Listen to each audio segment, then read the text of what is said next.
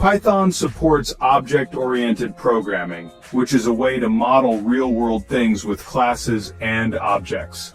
Object-oriented programming in Python is a programming paradigm that organizes code into objects and classes. It helps in creating reusable and modular code. The core principles of OOP are class, a blueprint for creating objects or instances, object, an instance of a class, encapsulation, bundling data and methods that operate on that data within a class. Inheritance, a class can inherit properties and methods from another class.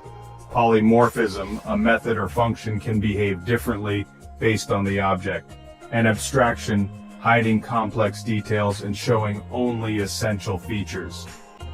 Here is an example code for defining a class in Python. Class dogDef, self-name breed, self.name equals sign name self.breed equals sign breed def bark self, print self.name says woof. Here is an example code for creating an object of the class in Python dog equals sign dog rex German shepherd dog.bark. When we run this code, the output will be rex says woof. Here we define a class called dog that represents a dog. The init method initializes the dog with a name and breed. We also define a method bark that makes the dog bark. We create a dog object with the name Rex and breed German Shepherd, then call dog.bark to print the barking sound.